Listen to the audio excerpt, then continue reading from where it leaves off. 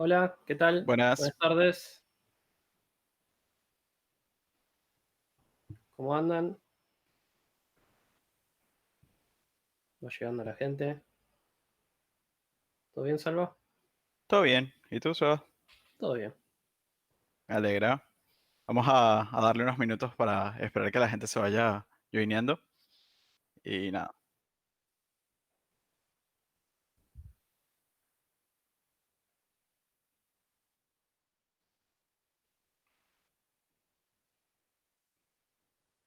Tenés admiradores ahí en el chat, Salva.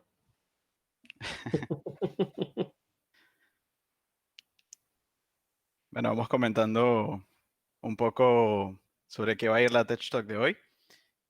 Básicamente, va a hablar un poco de lo que es Go, el lenguaje de programación.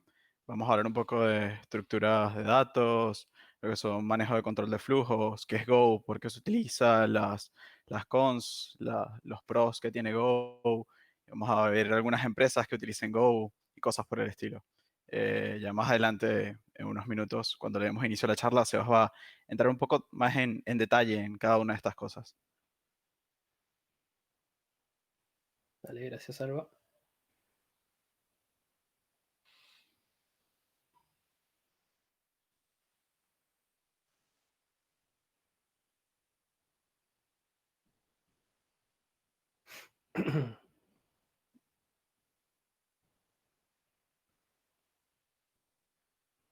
Vamos esperando un rato más que se vaya sumando un poco más de gente y más o menos si 5 arrancamos, si les parece. Sí, Marta, hoy cambiamos de rol. Hoy estoy de este lado. Creo que si hago así, saludo a Salva.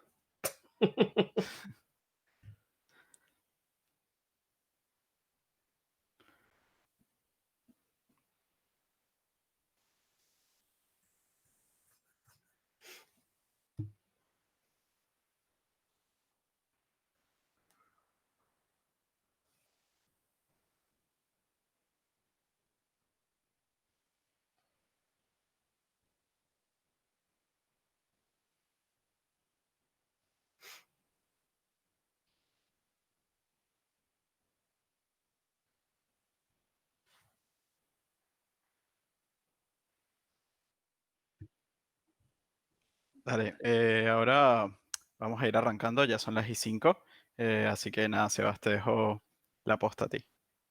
Dale, perfecto. Gracias, Salva. Bueno, hoy vamos a estar hablando un poco de Go, Golang, el lenguaje de programación que tanto escuchamos en varios lados, a quizás alguno ya lo conozca, si no los que no lo conocemos, o por lo menos yo hace un tiempito, eh, lo escuchamos bastante y no sabemos por qué está haciéndose tan conocido. La idea es salir de acá entendiendo por qué, ¿no? Un poco la agenda que tenemos hoy es qué es Go, cuáles son los usos y aplicaciones que tiene Go hoy en día, un poco como dijo Salva, ver qué empresas, qué compañías lo están usando. Después hacer un repaso sobre variables y constantes, funciones, sentencia de control de flujo, array, algunos tipos más que tiene Go, tampoco queremos entrar tan en detalle en los tipos que maneja Go. Después vamos a estar repasando Go, routines y channels, no quiero spoilear nada, pero es un poco eh, esas cosas importantes que tiene Go que lo hace algo tan poderoso. Herramientas y pros y contras. Bueno, arranquemos. ¿Qué es Go? Go es un lenguaje de programación diseñado por Google. Es de tipado estático, compilado y de código abierto. Se publicó en 2009, en 2012 salió la primera versión, la, la primera versión, básicamente. Eh, y se diseñó con la idea de mejorar la productividad a la hora de programar en una era en la que tenemos computadoras con muchos procesadores, grandes códigos bases y, y máquinas conectadas en red. Eh, Básicamente los diseñadores de Go pensaron en traerse las cosas buenas que tenían los lenguajes que usaban en Google, porque es diseñado por Google, los lenguajes que estaban usando en Google, quedarse con esas cosas buenas, pero siempre mantener la criticidad en los puntos que quizás veían que los lenguajes no eran tan fuertes. Por eso alguna de las características que van a ver que tiene Go es que es de tipado estático y tiene una muy buena eficiencia en tiempo de ejecución, como C++, legibilidad de código y usabilidad, como Python y JavaScript, y alta performance de red y multiprocesos, básicamente. Son un poco las características que quisieron quedarse de Go a la hora de diseñar este nuevo lenguaje. Usos y aplicaciones de Go. Go se usa en la mayoría de los casos para backend, APIs REST. También se usa para crear scripts de sistema, para sockets, pero también tiene otros casos posibles, como por ejemplo usando la librería Gopher.js, se puede compilar código Go o JavaScript para hacer desarrollo frontend. O sea, es un lenguaje bastante amplio. Compañías que usan Go hoy en día, por supuesto, Google diseñó el lenguaje, obviamente lo usa. Sabemos de algunas como Kubernetes y YouTube. Lo que tiene Go es que su código es confidencial, entonces no sabemos en qué otros lugares lo usan, pero es muy posible que lo usen en la mayoría de sus herramientas. Después otros lugares que sabemos que se usan es Docker, Netflix, IBM, GitHub, GitLab. Y si entran al GitHub de Go, van a encontrar una lista en la wiki de todos los usuarios por país, compañías grandes que usan, es una lista enorme.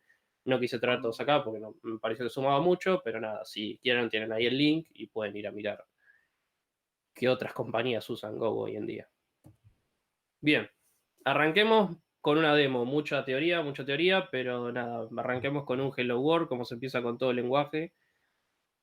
Vamos a arrancar con un Hello World. Avísenme si se ve bien, salvo ahí, avísame cómo se está viendo, pero arranco con un primer Hello World. La idea, no voy a entrar mucho en detalle en cada una de las sentencias que estoy usando, porque la idea es que lo vayamos viendo ahora a medida que vamos viendo lo que sigue. Pero básicamente lo que quiero es que veamos cómo implementamos un Hello World en Go. Son un par de líneas.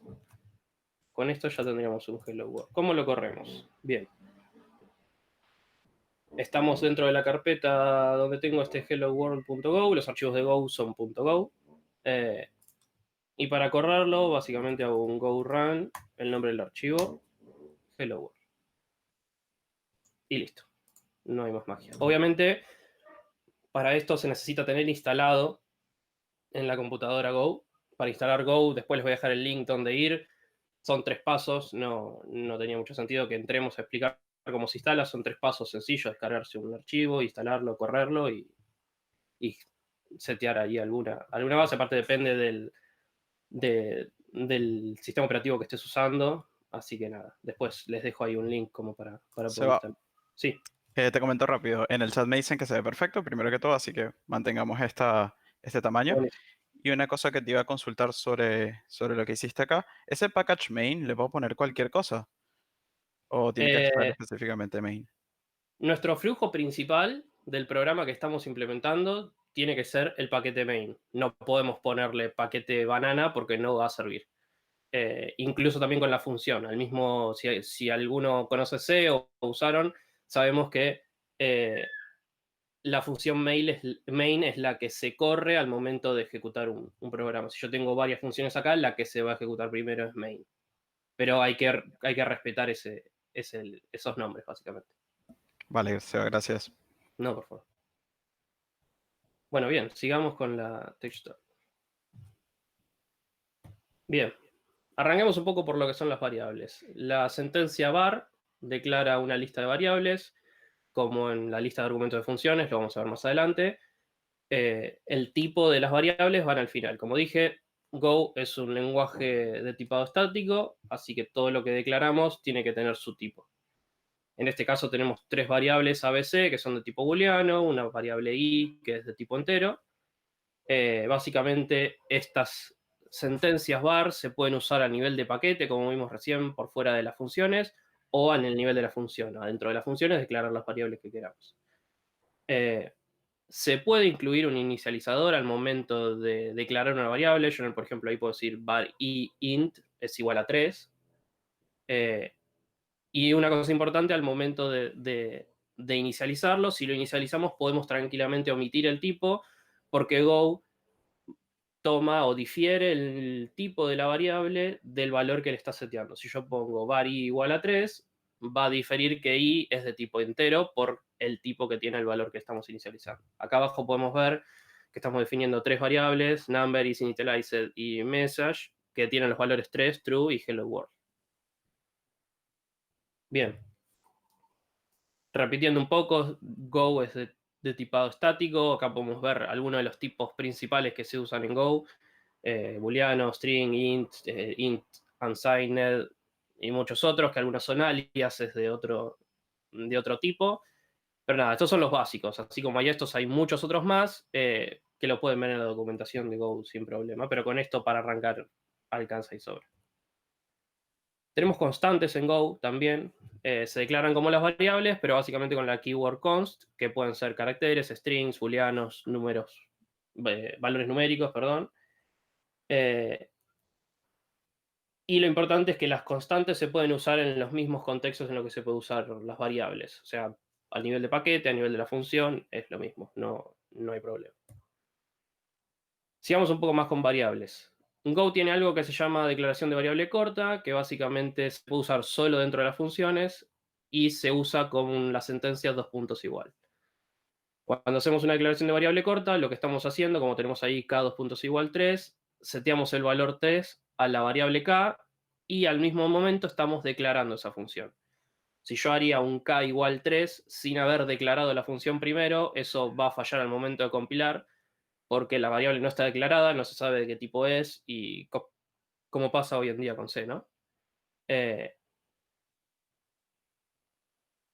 Fuera de las variables, fuera de las funciones, perdón, todas las sentencias tienen una keyword var, func o la que sea, y en la declaración de variable corta no tenemos un keyword, entonces no se puede usar fuera de la función. Y otra cosa es que no se puede usar dos puntos igual para constantes, básicamente porque dos puntos igual es una declaración de variable y no de constante. Bien, buenas prácticas al uso de variables. Okay, con todo esto tengo 1000 formas de declarar una variable. ¿Cuál es la forma correcta? ¿No? En primer lugar, solo se usa la forma larga, que tenemos este var i int, la forma larga de declarar una variable, cuando no vamos a inicializarla. Si yo, por ejemplo, quiero declarar la variable i y no le voy a inicializar ningún valor, uso la forma larga. Y uso la forma corta al principio normalmente, y siempre que voy a inicializarla con un valor, se usa la forma corta. Si no, no se usa la forma larga. Otra cosa también, como dije, al usar la forma corta, no estamos tipando directamente, por lo menos, no estamos tipando a la variable. Entonces lo que puede pasarnos es que nosotros quizás le asignamos un 1, pero no queremos que sea un int, sino que quizás podemos querer que sea un float o otro valor. Entonces es tan sencillo como castear el valor que estamos asignándole a la variable i cuando la declaramos, con, por ejemplo, en este caso que tenemos acá un int 64, pero la podemos castear con cualquier valor que queramos. Y por último, otra de las buenas prácticas es que usar la forma larga y en la misma sentencia inicializar a la variable no se considera común al momento de usar Go. Es decir, ahí como tenemos esa sentencia var i int igual a 1, no suele ser normal en la comunidad de Go, no se suele usar así, es muy raro que vayan a encontrar código que dice así, y si está así es porque es alguien que quizás no conoce de los usos que tienen la declaración de variables. Bien, no sé si tenemos alguna pregunta por ahora, Salva, pues si no, seguimos. No, por ahora todo bien, Seba. Podemos Dale, continuar. perfecto. Funciones. Como en muchos lenguajes de programación, las funciones pueden tomar 0 o más argumentos, es indistinto. Y básicamente el tipo, como vimos recién con las variables, va después de la variable. O sea, hablando de los argumentos, ¿no? Perdón, no dije eso. Cuando declaramos una función, el tipo se incluye después de la variable. En este caso, tenemos una función add que recibe x e y, y ambas son de tipo int, entonces se define el valor, el tipo, después del nombre. Y ese int al final, básicamente lo que está diciendo es esta función retorna un valor de tipo entero. Una cosa importante también, y que lo vimos recién en el uso de variables, es que cuando tenés más de dos o más nombres de variables consecutivos que son del mismo tipo, podemos omitir el tipo de todas las funciones, de todos los argumentos o variables, también sirve para variables, eh, y definirlo al final. En este caso tenemos x e y que son de tipo int, podemos poner x y, ambas son de tipo int. Dos cositas más de funciones que son bastante importantes. Una es que las funciones pueden retornar cualquier número de resultados, no solamente retornan un valor. En este caso tenemos una función swap que voy a usar el puntero para que sea más fácil. Tenemos la función swap que básicamente recibe dos valores x e y que son de tipo string y la función retorna dos valores que son de tipo string. Esto básicamente retorna haciendo un swap como conocemos hoy en día. Hacer un swap se dan vuelta las variables. En este caso se recibe en A y B la respuesta del swap. Como le pasamos hello world, se asignan al revés. A es world, B es hello. Otra cosa importante al momento de usar funciones es el retorno de valores con nombre ya en la firma de la función. Se suele hacer que cuando tenemos una función, en la firma declaramos, además de los tipos de retorno, cuáles son los nombres de las variables que vamos a retornar. Esto tiene muchos pros. En primer lugar, al hacer esto, las variables ya arrancan inicializadas dentro de la función, es decir, yo acá abajo, como he dicho antes, si yo hago un prev igual a actual menos 1, esto rompería porque no estoy declarando de qué tipo es la función, pero al definirlo acá ya la función se inicia dentro de la función, el argumento se inicia ya declarado, porque ya sabemos de qué tipo es. Y al final no es necesario decir retorno tal y tal valor porque ya está definido en la firma. Es importante mencionar que es una buena práctica siempre definir los valores en la instancia en la sentencia de la firma de la función. Solamente no se usa eso cuando las funciones son chicas, como por ejemplo el swap que tenemos ahí arriba, sino siempre se define en la firma cuáles son los valores que retorna, porque además nos sirve como prolijidad y autodocumentación de las funciones, ya que sabemos qué es lo que está retornando y no tan simplemente como retorna un valor entero, que no sabemos qué es. Bien. Sigamos con sentencias de control de flujo. Acá la idea está todo en una sola slide porque la idea no es explicar cómo se manejan cada uno de estos controles de flujo, pero vamos a ver condicionales, loops, switches y el defer que lo vamos a ver después, que es algo que trae Go. En primer lugar, tenemos el for, muy parecido a la sentencia for en C. Recibe tres sentencias, que básicamente una en la que se inicializa y declara la variable, otra en la que se pone la condición de corte del for y otra en que se va a correr en cada una de las iteraciones. En este caso, se suman 10 valores del 0 al 9. Una cosa importante, Go no tiene while, no hay while en Go. El while de Go, perdón, es el for.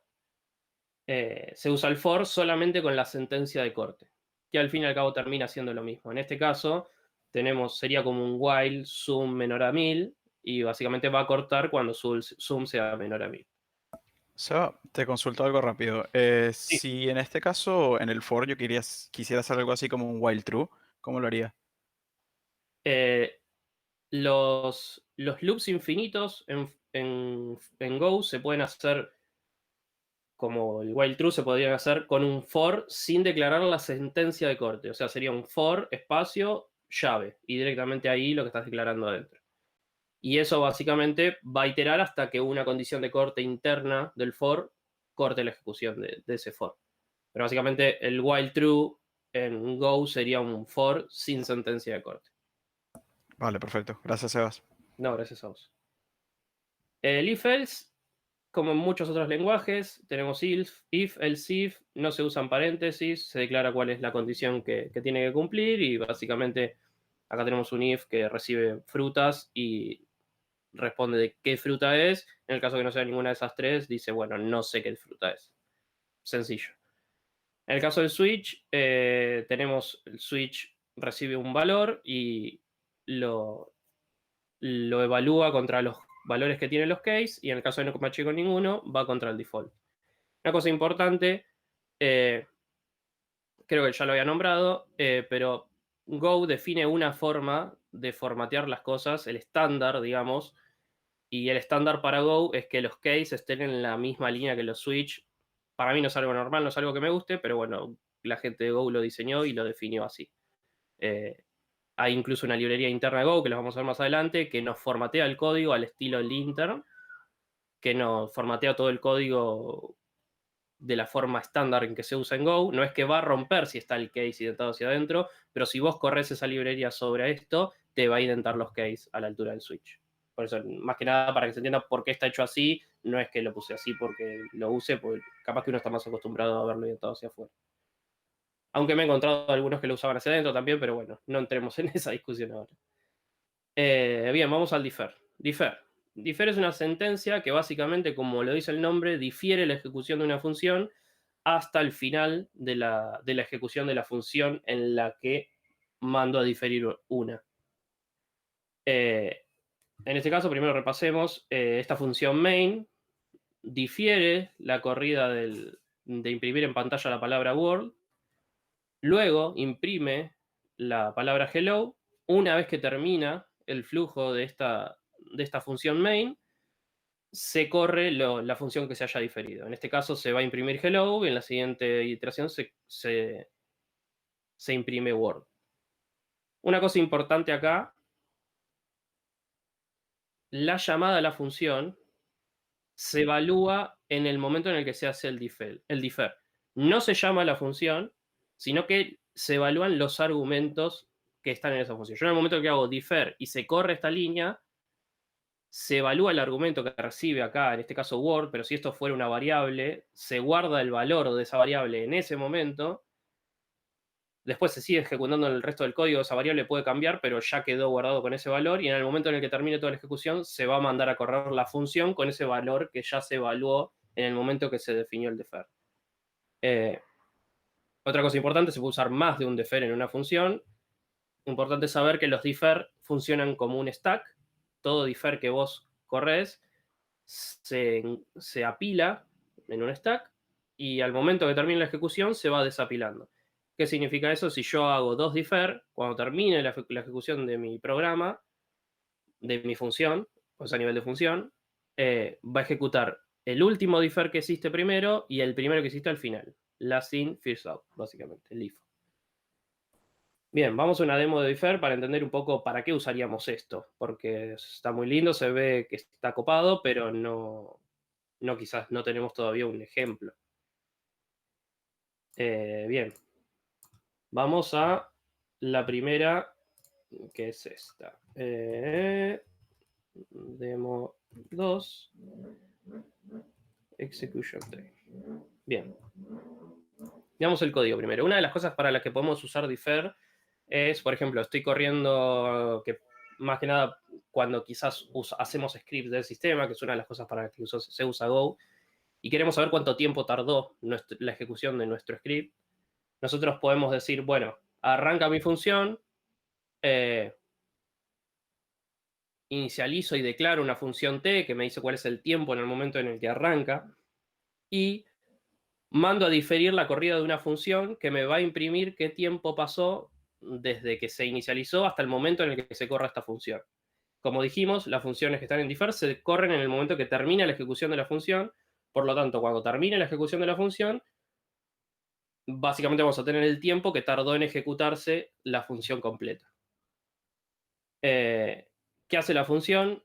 Itera 5 veces y básicamente lo que hace es esperar 500 milisegundos, 100 milisegundos, perdón. 500 sería el resultado final si lo hacemos 5 veces. Entonces yo, si corro esto, go run, nos tira que tardó 500 milisegundos, 5068. Básicamente los 500 milisegundos son por el sleep que tiene este for, y el resto de tiempo es el tiempo que tarda en sí en ejecutar las instancias intermedias hasta terminar la ejecución. Podrán ver que si lo corro 2 veces no tiene la misma cantidad de tiempo, porque esto depende nuestro procesador, de nuestra memoria RAM y todo eso, ¿no? No siempre va a correr de la misma forma, hay diferentes procesos que se están corriendo al mismo tiempo. Veamos otro ejemplo que también me pareció bastante interesante, que es básicamente el uso de archivos. Yo tengo acá un CSV que tiene un valor hello, world y un signo de admiración. Básicamente lo que vamos a hacer en esta función que vamos a crear acá es leer ese CSV, imprimir las líneas que tiene adentro y listo. Algo que pasa siempre que usamos un archivo es que pase lo que pase, si falla al momento de escribir, si falló algo en el medio de la ejecución o lo que sea, cualquier cosa que pase intermedia en la función, siempre lo tenemos que asegurar de que cerramos el archivo al final. Y muchas veces nos termina pasando de que tenemos 3 millones de validaciones y tenemos que estar poniendo close del file en 20 millones de lugares. Y el defer viene un poco a hacer eso. Primero quiero que veamos el código de esto sin usar defer. En este caso tenemos acá la función main que agarra un CSV file, se lo trae, básicamente se fija si hubo error lo cierra el CSV después de haber logueado cuál es el error que hubo. Después nada, parsea el archivo, lee cada una de las líneas del CSV y en cada una de las líneas se fija si hubo un error. Si hubo un error también tiene que cerrarlo, imprime cada una de las líneas y al final de toda la ejecución ya usa el archivo, también lo cierra. Entonces tuvimos, en este caso, un caso sencillo, tuvimos que usar 3 veces un close. Acá podemos ver, usando defer, que esto es tan sencillo como decir, bueno, difiero que al final lanzo esta función por diferido, cuando termina la función, cerrame el archivo. No importa cómo se haya terminado, si hubo un error en el medio, si salió por alguna cosa intermedia que fue externa a nuestro proceso, al final de la función cierra el archivo. Entonces, nos despreocupamos en todo nuestro código de cerrar el archivo, porque ya sabemos que cuando termine la función, por donde termine, va a terminar cerrando el archivo. Nada, corro esta demo también como para que lo vean corriendo. Básicamente imprime, no le puse espacio ni nada de eso, pero básicamente imprime cada uno de los valores que están en el CSV, Hello World, ahí está. No hay mucha más magia. Bien, esto fue por un lado del defer. Sigamos un poquito más. Arrays. Los arrays se definen con el tipo T. En este caso tenemos un array definido que es corchetes nt y es básicamente un array de n valores de tipo T. Como para dar el ejemplo, ¿no? Acá tenemos abajo el puntero. Acá tenemos abajo la declaración de una variable a, que es básicamente un array de 10 integers. Importante, el largo de un array es parte de su tipo, entonces no podemos resizear un array. Si el array lo declaramos de 10, solo tiene 10 lugares, no podemos acceder a su posición 11.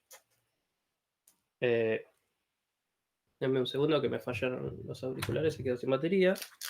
Disculpen los problemas.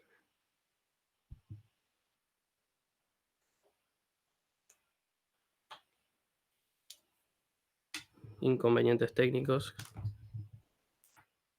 Pasan en las mejores familias.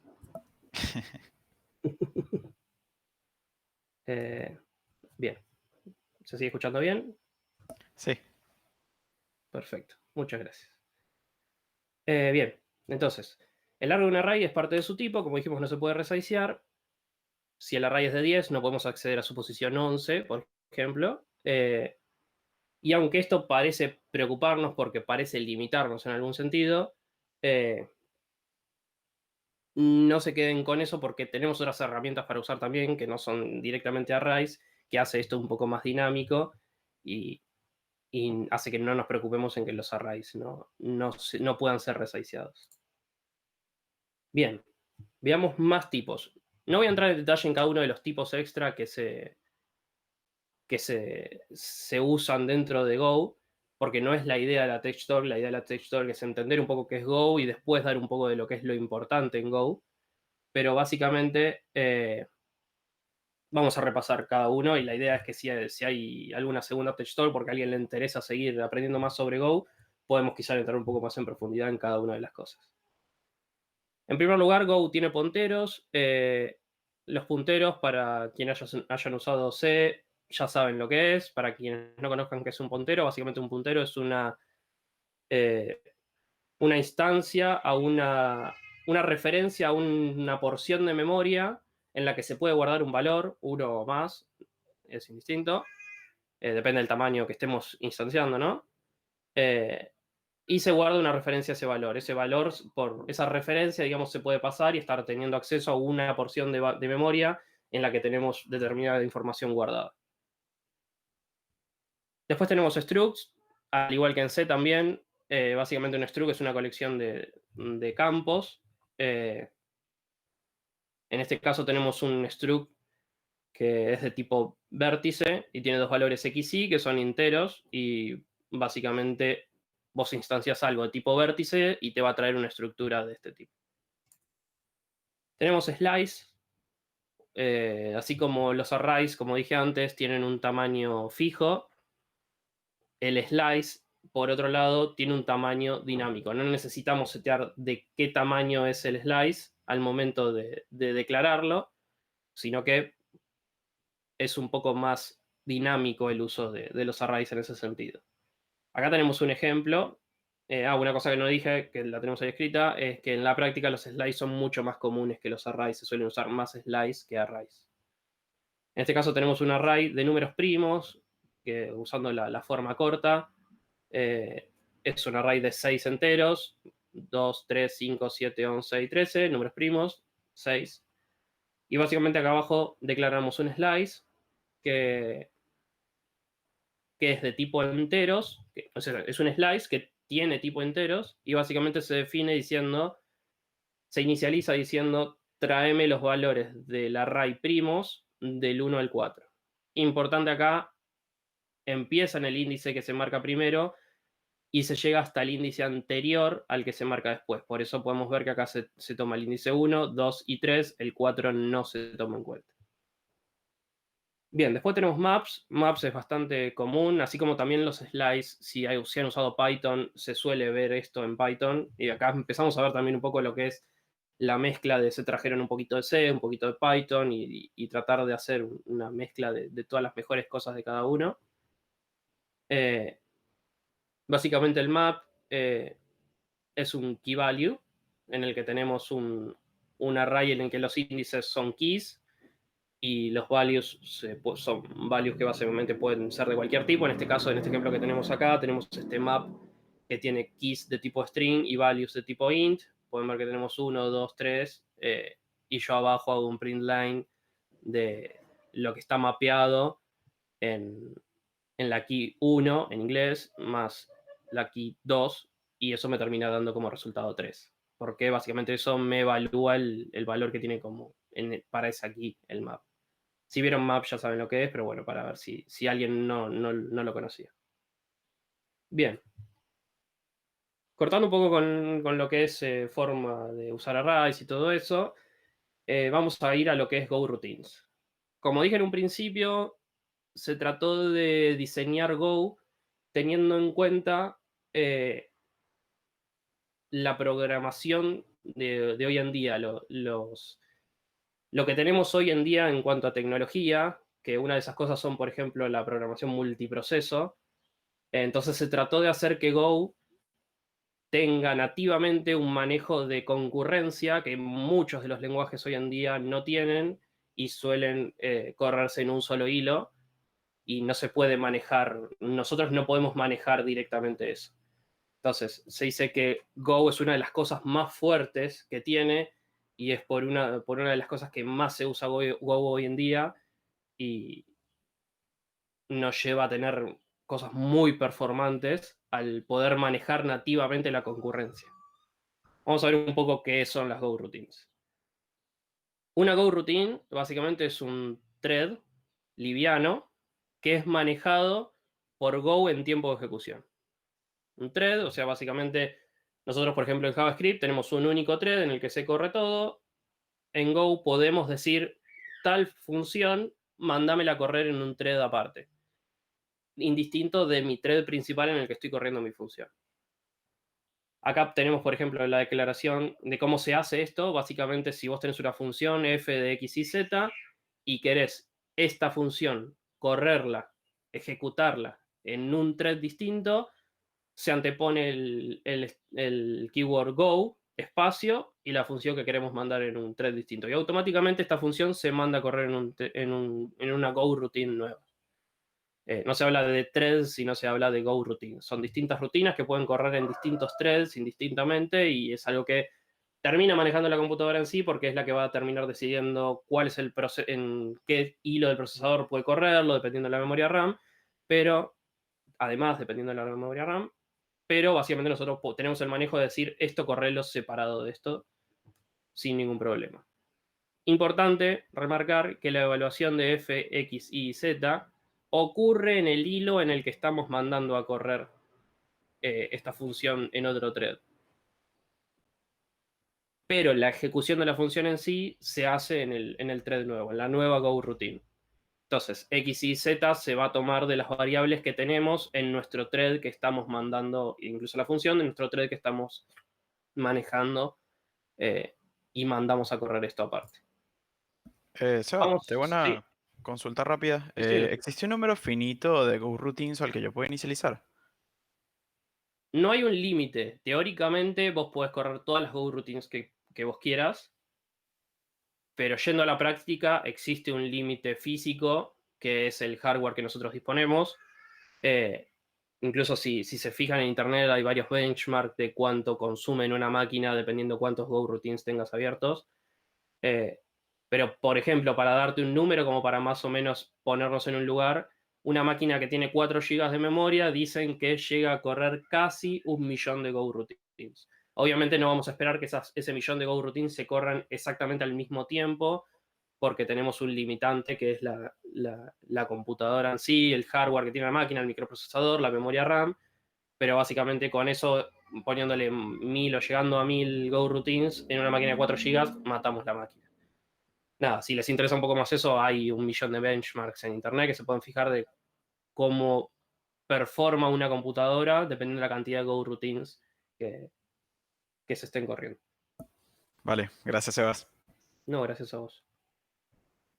Bien, bueno, vamos con la demo entonces. A ver, ¿para qué podemos usar esto? Más allá de que quizás uno ya empieza a tener en mente, esto se podría usar esto, se podría usar para tal otra cosa, pero más allá de eso, nada, a ver algún ejemplito de cómo se usaría esto. Me voy a parar en la carpeta. No, me estoy adelantando. Ahí está. Bueno. Vamos de vuelta. Ahí está. Ahora sí. Bien. Voy a agrandar un poquito la letra. Por las dudas. Bien, acá tenemos. Este código, básicamente, veamos primero la función principal. Básicamente llama a esta función displayFirst y llama después a esta función displaySecond. ¿Qué hace esta función? Básicamente itera 5 veces. En cada una de las iteraciones espera 100 milisegundos y luego esos 100 milisegundos imprime el valor que recibió por parámetro. En este caso, así como tenemos el código ahora, si yo lo corro, podemos ver que se imprimen 5 veces first y 5 veces second, como pasa en cualquier lenguaje de programación. Ahora, si yo no me interesaría a mí cómo se va a mostrar first y cómo se va a mostrar second en cuanto a uno con respecto al otro, sino que mostrar first podría pasar en un contexto y mostrar second en otro contexto que no nos cambia. Yo básicamente puedo decir, bueno, mostrar first lo voy a correr en otro thread tan sencillamente como agregar un go espacio adelante. Esto va a hacer que first se mande a correr en una instancia, en una go routine nueva, y second se va a mostrar dentro de mi rutina principal, dentro de mi go routine principal. Entonces, esto lo que va a generar, que si yo lo corro, me va a imprimir indistintamente first y second porque se están corriendo en dos procesos diferentes. Incluso si lo vuelvo a correr, obtenemos otro resultado indistinto, que es porque cada uno está corriendo en un thread distinto y dependiendo cómo se esté manejando la máquina en ese momento y lo que tenga habilitado para correr, se van a correr en una posición u otra. Esto bien sencillito como para entender bien cómo se usa Go. Ahora, ¿qué pasa si nosotros decimos, ok, voy a correr otra vez esta en otro Go routine y solamente en mi flujo principal voy a imprimir que terminó? Finish.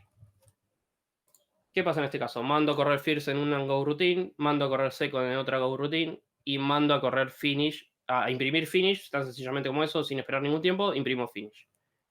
¿Qué pasa acá? Finish. No se está corriendo el display first y el display second. Vuelvo a probar por las dudas. Finish. ¿Qué es lo que pasa acá?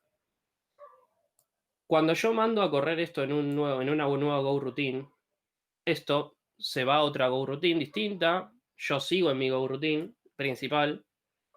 Mando a correr display second en otra Go routine distinta. Yo sigo en mi Go routine principal. Mi Go routine principal imprime finish en pantalla y mi flujo principal termina. Al terminar mi flujo principal, aborta todos los threads que se hayan abierto al momento de poner a correr mi thread principal, básicamente. Aunque tenemos una forma de ir en contra de eso, y para eso tenemos la segunda demo de GoRoutines. Básicamente es esta. ¿Qué es lo que hacemos? Usamos esta librería WaitGroup. Correr un poquito esto. A ver si me deja. No, bueno, corre esto. Ahí está. Corremos este WaitGroup. Es una librería, es un tipo de dato de sync, de la librería sync, que básicamente nos provee una instancia en la que nosotros podemos manejar la espera de otras Go routines que se están corriendo antes de finalizar nuestro flujo principal. Vamos primero al main. Yo básicamente lo que hago con el wait group es decir, bueno, te agrego en el sentido de voy a correr dos Go routines, que son las que vos vas a tener que estar esperando que se terminen, y una vez que se terminan esas dos Go routines, para eso está esta sentencia wait, básicamente waitGroup.wait, va a esperar a que esas dos rutinas se terminen para finalizar la ejecución. Esta línea se queda esperando hasta que se le avise a waitGroup que ya terminaron las dos Go routines. ¿Qué diferencia hay dentro de la línea display? ¿Cómo te vas a enterar de que terminó? Básicamente se agregó solamente esta línea que dice, bueno, usando defer, decimos cuando se termine la ejecución de esta función, correme esta función, que básicamente dice una de las Go routines ya terminó. Entonces, las dos llaman a display, cuando terminan llamando el done y termina la ejecución de ambas Go routines en cada uno de los casos y se termina la ejecución. De esta forma, si yo ahora corro, podemos ver que de la misma manera que antes, podemos ver el resultado de haber llamado display first y second con los mismos resultados que antes, ¿no? Manteniendo distinto orden, porque depende de cómo se corre y todo eso, bueno, lo que había dicho antes. Incluso, otra cosa más, si yo acá hago fmt.println y acá básicamente pongo finish it, copio mal la línea, me comí la última, ahí está. Si se fijan, se va a correr todo y como el wait deja la ejecución pausada en esa línea hasta que terminen las Go routines, la siguiente línea no se ejecuta hasta que no hayan terminado las rutinas anteriores. Bien, eso es Go routine. Ya esto nos da un panorama de que podemos hacer 1000 cosas con Go routines. De por sí ya lo primero que se me ocurre es si usamos, como dijimos al principio, Go para backend, para hacer una API REST, podemos llamar un endpoint, que ese endpoint tiene que llamar a otro para indistinto que no me interesa con mi flujo principal. Entonces puedo correr en una rutina, en una Go routine nueva, mandar a correr este llamado a ese endpoint que no me interesa en mi flujo principal y que se corre en otro thread y yo en mi thread sigo corriendo esto. Así como 1000, 100, 20, las que queramos, mandar a correr varios procesos y varias funciones indistintamente de mi flujo principal. Ahora, nos podríamos preguntar también, ¿y qué pasa si yo quiero mandar a correr en un thread distinto para aprovechar el procesador lo más que podamos, pero me interesa quizás el resultado final de la corrida de una rutina en mi flujo principal o algo por el estilo?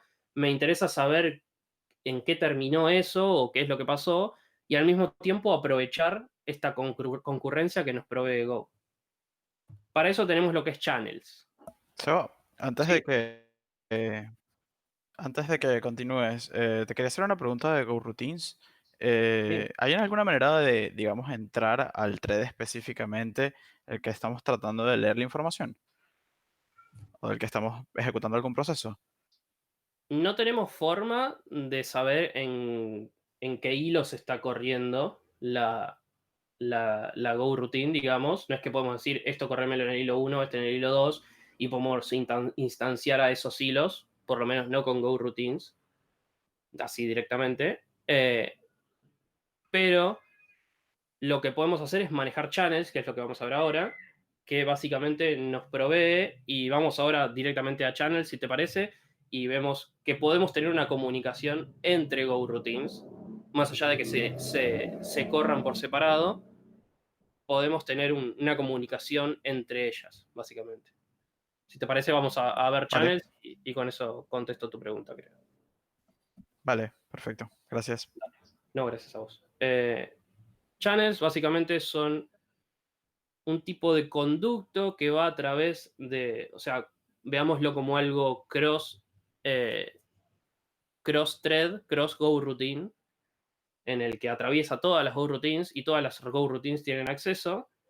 eh, y yo puedo postear en ese canal un mensaje, un valor, y alguien puede recibir ese valor desde ese canal. Entonces, por ejemplo, tenemos la sentencia, acá en este caso CH es un channel que ya está instanciado y inicializado.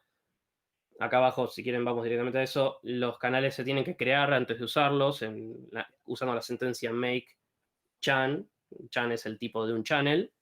En este caso se está declarando que el channel va a manejar, recibir y enviar integers. Bien, volvamos a lo de arriba.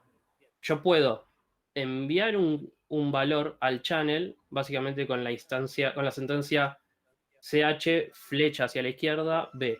Básicamente lo de la derecha se está mandando al channel. Y al revés, desde el channel podemos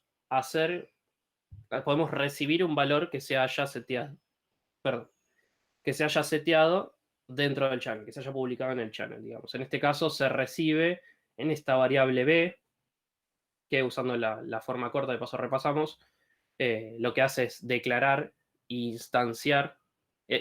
inicializar a esta variable b con el valor que yo reciba desde el channel. Yo en esta línea, el proceso se va a quedar esperando en esa línea hasta recibir un valor que se postee en ese canal.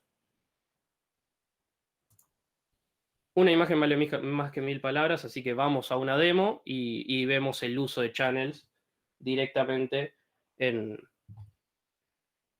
en una demo. Bien, voy a achicar un poco esto. Vamos atrás. Demo 4 channels. Vamos primero con la de división y conquista. Es uno de las demos que me pareció que muestra un poco para qué usaríamos channels. Muestra un poco la importancia que tienen los channels. Básicamente, repasemos un poco el código. Esta la vemos después. Define un wait group. Ya vimos para qué servía. Básicamente para esperar que corran nuestros procesos. Define un channel, como vimos que se inicializa y se define un channel, y se declara y se define un channel. Define una lista que está declarada e inicializada en la misma línea. Básicamente una lista de 6 números, del 1 al 6. lo que quiero hacer es sumar estos valores. Entonces, si nos ponemos a pensar, es más sencillo. Si yo tengo que sumarlo de una manera cotidiana o tradicional, digamos, voy a ir sumando, recorrer todo el array y ir sumando cada uno de los valores. Con GoRoutines lo que podemos hacer es decir, mando la primera mitad a sumar, mando la segunda mitad, y acá es donde se aplica este concepto de división y conquista, divido el array en dos y los mando a sumar en dos procesos diferentes. Entonces, mi primer proceso me va a sumar los valores de la primera mitad, mi segundo proceso me va a sumar los valores de la segunda mitad, y además, que ahora vamos a ver cómo está definida la suma dentro de la función, recibe el canal que estamos usando. Yo, una vez que mando estas dos GoRoutines, me quedo escuchando en dos variables los valores que se posteen, por decirlo de una forma, en este channel. Yo posteo, se van a postear, ¿esto qué quiere decir? Se van a postear en el channel, un spoiler de ahora de lo que vamos a ver, es, se van a postear en el channel los dos valores de resultado de cada una de las GoRoutines, y yo con esos dos valores básicamente lo que hago es sumarlos, y es una sola suma, pero estos procesos se corrieron en paralelo. ¿Qué es lo que hace la función sum? Sencilla, recorre el array, lo va sumando, y al final ese valor lo postea en el canal. Envía por el canal ese valor. Si vemos esto, go run, el resultado es 21. En un ejemplo tan sencillo como este, en el que tenemos 6 valores y hay que sumarlos, que es algo súper rápido, computacionalmente casi invisible el tiempo que tarda, no vamos a ver ese aprovechamiento, digamos, pero si cada uno de estos llamados tardara 100 milisegundos, pongámosle, recorriendo todo el array tendríamos 600 milisegundos, y mandando a correr esto en dos procesos distintos, obviamente en un mundo ideal, ya vimos en uno de los ejemplos anteriores que siempre hay un poquito más de tiempo, pero corriendo las dos rutinas por separado, tardaríamos la mitad. Entonces tendríamos la suma de un array de 6, o de algo que tarda 100 milisegundos por cada ítem, en 300 milisegundos. Y así incluso podríamos tener directamente 6 GoRoutines, una para cada valor, obviamente no estamos yendo al extremo, ¿no? Pero una para cada valor, y si cada valor tardaría 100 milisegundos, en un mundo ideal, tardaríamos 100 milisegundos en procesar las 100, las 100 cosas que tengo que procesar, ¿no? Por decirlo de una forma. Entonces ya se empieza a ver y se empieza a notar la potencia que nos trae esto. eh, y la sencillez, eso sobre todo, ¿no? Porque es súper sencillo. Yo esto con un Go espacio mando a sumar, mando a hacer lo que quiera en un thread distinto y lo manejo mediante un channel. Tengo una demo un poquito más larga, que es un poco más interesante. Básicamente está bastante impresa en el medio como para que se entienda qué es lo que va haciendo, pero básicamente, bueno, tengo un wait group, creo un canal, le digo al wait group que voy a tener dos procesos corriendo. Inicio las GoRoutines, que básicamente llama a estas funciones. Esto es un label para identificar cada uno de las GoRoutines. Y le paso el channel. Básicamente inicializo el channel pasándole un primer valor inicial, que es 1. Envío al channel este valor inicial. Espero hasta que terminen las GoRoutines en este proceso mío principal. Y una vez que terminaron las dos, el programa finaliza. ¿Qué es lo que hace print counts? La parte un poco más importante de esto, básicamente, en primer lugar, como vimos antes, difiere la finalización de uno de los procesos hasta el final de la función. Como había preguntado Salva en aquel momento, ¿cómo hacemos un while true? Básicamente, acá tenemos un ejemplo, esto es una iteración infinita. Internamente, cada uno de los procesos, recuerden que llamamos a A y a B, cada uno de los procesos se va a quedar escuchando un valor que reciba del canal. El canal no solamente trae un valor, sino un OK, que básicamente el OK es si está todo bien en el channel. Por ejemplo, si el channel se cerró, OK pasaría a ser false. Por eso vemos acá que también se chequea que si el OK es false, es porque acá le pasó el label que podría ser A o B, como dije. Dice tal rutina encontró el canal cerrado. Esto es porque más adelante uno de los canales va a cerrar el canal. uno de los canales, una de las rutinas va a cerrar el canal. Después, algo que se hace es el valor que se recibió del canal se imprime y se dice que se recibió tal valor en tal de las rutinas. Si el valor es igual a 10, básicamente el canal es cerrado por esa rutina con la sentencia close canal y se retorna, se cierra la ejecución. En el caso de que no sea 10, se le suma 1 y se postea ese valor en el contador. Y vuelve. Esto termina siendo un ping-pong entre dos rutinas en la que se manda uno la escucha, le suma uno y la pasa, la escucha el otro y así, están uno al otro, hasta que llega a 10 y uno cierra el canal, el otro detecta que el canal cerró y se cierra la ejecución. Si yo vuelvo hacia atrás, vamos a long demos, la última demo ya. Ya vamos llegando al final. Básicamente, si empiezan las Go routines, empieza el canal, se manda este 1, y en este caso, porque puede ser al revés, pero en este caso la recibe B. B recibe 1, le suma 1 y así la recibe A, y así hace un ping-pong entre A y B, hasta llegar al 10. Cuando llega al 10 que la recibe A, al ser 10 el canal A, la Go routine A cierra ese canal, B encuentra el canal cerrado y el programa finaliza, básicamente. Bueno, esto como para dar un ejemplo más interesante quizás de comunicación entre Go routines y ver cómo este channel nos ayuda, los channels nos ayudan a comunicarnos entre ellos y poder hacer infinitas cosas que se nos puede llegar a ocurrir que mejoran muchísimo nuestra performance. Bien, sigamos un poco más adelante. Quería repasar un poco lo que son las tools nativas que trae Go, que es otra de las cosas importantes que tiene Go. Que en primer lugar, por ejemplo, tenemos el Go Formatter, que es esto que había comentado antes. Es una herramienta que básicamente nosotros hacemos Go Formatter sobre una carpeta en la que tengamos código Go, y esto básicamente nos formatea al estándar de indentación, de separación de espacios y todo eso, nos formatea todo el código al estándar que se usa en Go. Esto nos lleva a que haya una sola forma de escribir las cosas y no tener 1000 formas según cómo le guste a cada uno, ¿no? Después tenemos la herramienta GoRun, que básicamente nos sirve para correr código Go como si fuera un bash, por ejemplo, que podemos generar un ejecutable y correrlo con una línea, punto barra, el archivo que estemos corriendo. Con una sentencia definimos que esto va a ser de tipo para correrlo tipo como si fuera un bash. Y GoRun nos permite correrlo de esa manera o de la manera que estuvimos viendo que se corría ahora. Esto sirve un poco para lo que es scripts de sistemas, como vimos que es para lo que se usa Go, para correr scripts de sistemas. De esta forma nos facilita mucho más el trabajo a la hora de querer correr un script escrito en Go. Después tenemos otra de las herramientas que es GoDoc, que básicamente se usa para procesar código y convertirlo en documentación en HTML. Importantísimo acá que esto es una herramienta nativa de Go. No es que tenemos que estar saliendo a buscar una herramienta que nos documente nuestro código o algo por el estilo, sino que es una herramienta nativa de Go que ya te la da y no tenés que estar saliendo a buscar nada externo.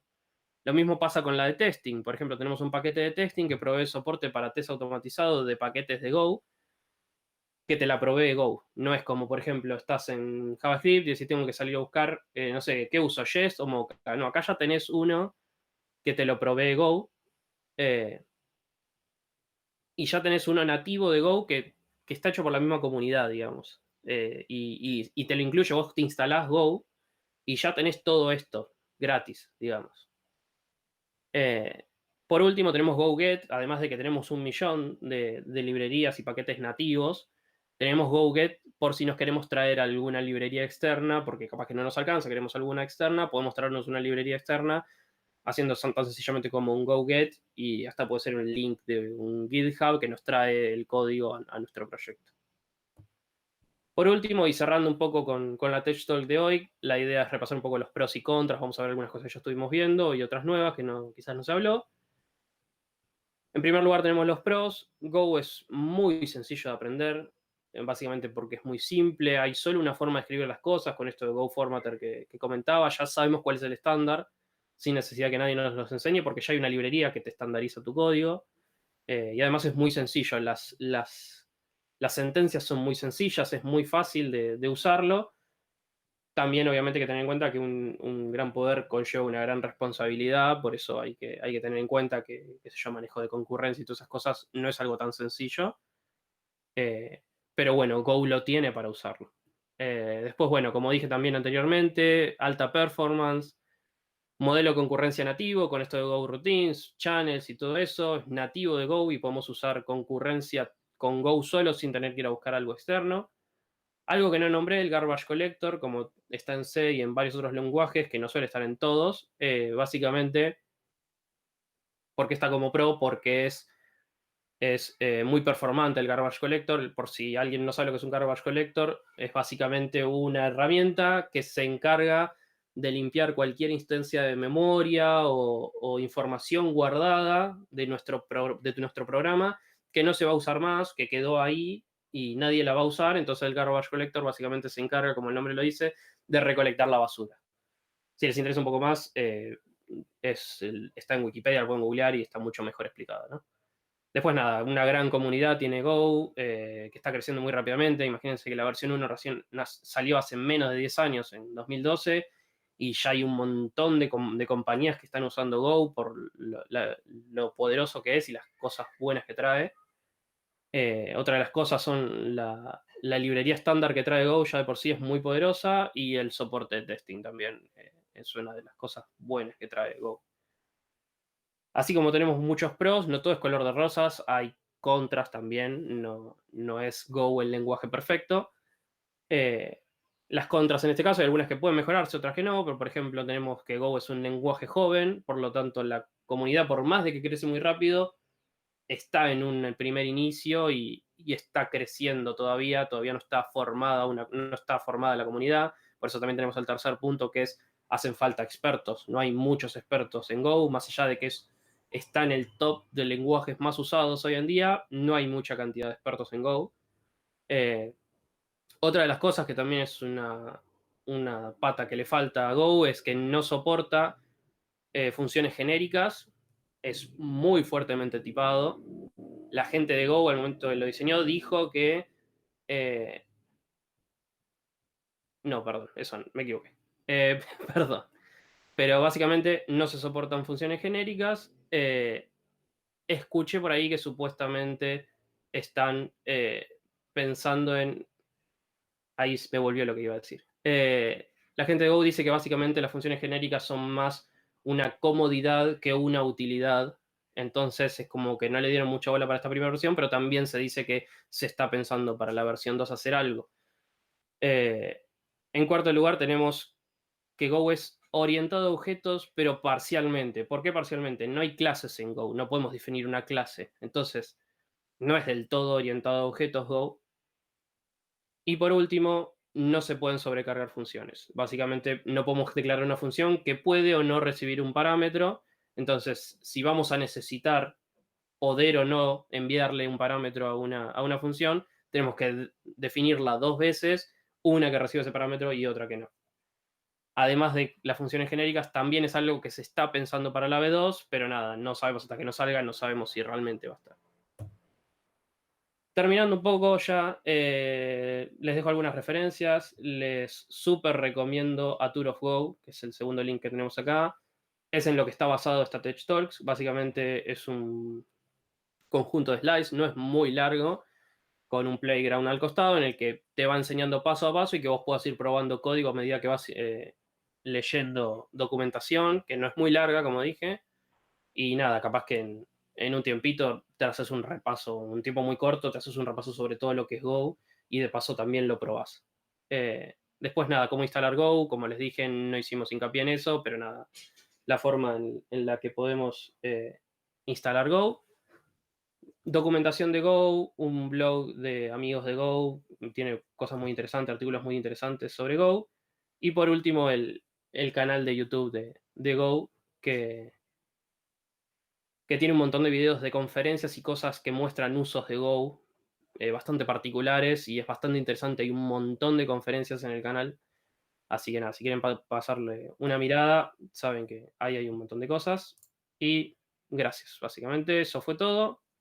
Gracias por haber escuchado y Em, acá llegamos. Quería mencionarles que, como es usual, en las Tech Talks vamos a estar pasando una encuesta para ver cómo estuvo todo el tema de las Tech Talks, para ver si quieren saber más sobre este tema y otras cosas por el estilo. Y por último, que estaremos unos cuantos minutos más acá por si acaso a alguien le queda alguna duda, alguna cosa, algo que quiera comentar. Así se la hacemos llegar a Sebas.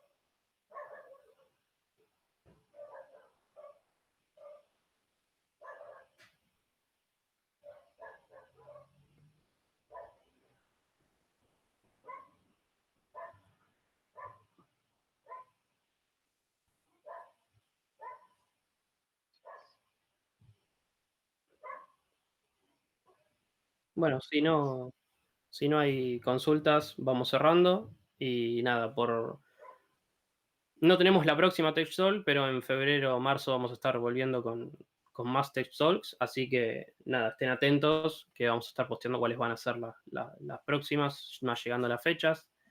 Pero por ahora todavía no hay nada definido. Así que nada, muchas gracias a todos por escucharnos y por estar. Ahí veo que justo preguntan de cuáles serían las próximas. Todavía no las tenemos definidas, pero nada, estén ahí al tanto que se van a ir posteando cuando las tengamos definidas, pero en febrero, marzo, como mucho, ya vamos a estar volviendo con más Tech Talks. Vamos a pausar en enero solamente, seguramente. Así que nada, muchas gracias a todos por escuchar, por estar ahí del otro lado y nos vemos la próxima. Muchas gracias. Gracias.